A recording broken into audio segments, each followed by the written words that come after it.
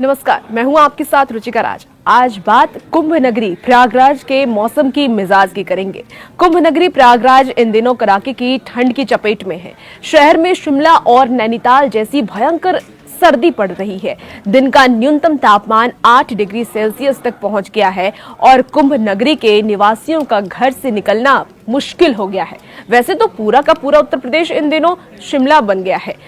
प्रदेश के कोने कोने में पहाड़ों जैसी ठंडी सुबह हो गई है। प्रदेश के तापमान और शिमला नैनीताल के तापमान में ज्यादा अंतर नहीं रह गया है, जबकि प्रयागराज से लेकर कौशाम्बी, प्रतापगढ़ और फतेहपुर जिले में सुबह 10 बजे तक कोहरे की घनी परत छाई रहती है और 10 मीटर आगे तक देख पाना भी मुश्किल हो रहा है। तापमान भी सामान्य से काफी ज्यादा नीचे आ गई है। ऐसे में कड़ाके की ठंड से जनजीवन अस्त व्यस्त हो गया है। पूरा उत्तर प्रदेश कड़ाके की ठंड की चपेट में है। कुंभ शुरू होने में अब कुछ ही दिन रह गए हैं, पर प्रयागराज का तापमान 8 डिग्री सेल्सियस के आसपास पहुंच गया है। अधिकतम तापमान की अगर हम बात कर लें तो अधिकतम तापमान भी मुश्किल से 22 से 23 डिग्री ही जा पाता है। पूरे शहर में घना कोहरा छाया रहता है। सुबह 10 से 11 बजे तक तो कुछ भी दिखाई नहीं देता। इसके बाद जैसे जैसे सूर्यदेव की रोशनी बढ़ने लगती है, वैसे वैसे घना कोहरा छट जाता है। पर दोपहर के बाद जैसे ही सूर्यदेव मध्यम पड़ने लगते हैं, एक बार फिर सर्दी का सितम शुरू हो जाता है और प्रयागराज के जो वासी हैं वो अपने अपने घरों में दुबकने लगते हैं।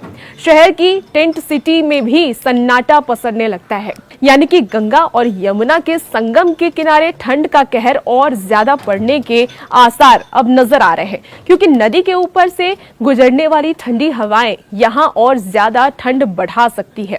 ऐसे में कुंभ स्नान की तैयारी कर रहे श्रद्धालु सावधान हो जाएं, क्योंकि उन्हें प्रयागराज की धरती पर कदम रखते ही भीषण ठंड का सामना करना पड़ सकता है। इसलिए आप सर्दी के कपड़ों के साथ साथ पूरी तैयारी के साथ ही कुंभ नगरी आए। दरअसल कुंभ शुरू होने से पहले ही प्रयागराज में देश भर से साधु और संतों के साथ साथ दुकानदारों और श्रद्धालुओं का तांता लगने लगा है।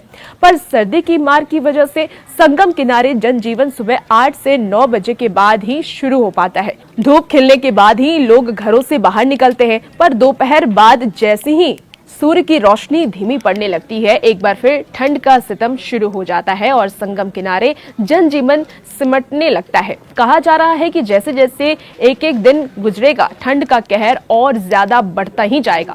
मौसम विभाग ने अलर्ट किया है कि आने वाले दिन में सर्द हवाएं कुंभ नगरी को कपकपाएंगी। यही नहीं, घने कोहरे और शीतलहर का और भी तेज दौर शुरू हो सकता है। ऐसे में नए साल का आगाज कड़ाके की ठंड के साथ हो सकता है। इसके साथ ही न्यूनतम तापमान में और भी ज्यादा गिरावट दर्ज की जा सकती है। यह भी कहा जा रहा है कि महाकुंभ के दौरान पूरा प्रयागराज कड़ाके की ठंड की चपेट में आ सकता है। अब ऐसे में आप भी पवित्र संगम में डुबकी लगाने की प्लानिंग कर रहे हैं तो आपको भी ठंड में शारीरिक और स्वास्थ्य संबंधित चुनौतियों का सामना करना पड़ सकता है। यही नहीं, संक्रमण और बीमारियों का खतरा भी गहरा सकता है।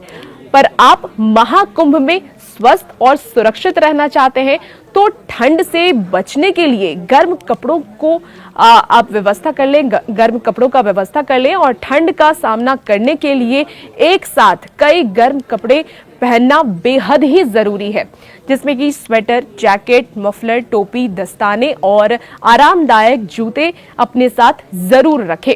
महाकुंभ में ठंड के मौसम और भीड़ भाड़ की वजह से बीमारी का खतरा और भी ज्यादा बढ़ जाता है। इसलिए कुंभ यात्रा से पहले अपने डॉक्टर से परामर्श जरूर लें।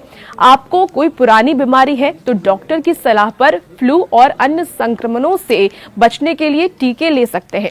नियमित दवाइयों के अलावा सामान्य बीमारियों के लिए प्राथमिक चिकित्सा किट अपने साथ जरूर रखें। रोग प्रतिरोधक क्षमता बढ़ाने के लिए योग, प्राणायाम और हेल्दी डाइट जरूर अपनाएं। महाकुंभ के दौरान खान पान की बुरी आदतें आपकी सेहत पर असर डाल सकती है, इसलिए सड़क किनारे बिकने वाले भोजन से बचें और स्वच्छ और हल्का भोजन ही करें। गर्म और ताजा खाना खाएं। इसके साथ ही साफ और गुनगुना पानी पिएं। और अपने साथ साफ पानी की बोतल रखें। कुंभ मेले में जबरदस्त भीड़ होती है और इससे स्वास्थ्य और सुरक्षा संबंधित खतरे बढ़ सकते हैं। मुख्य स्नान की तिथियों से पहले या बाद में ही संगम में डुबकी लगाने की योजना बनाएं ताकि बहुत ज्यादा भीड़ से आप बच सके।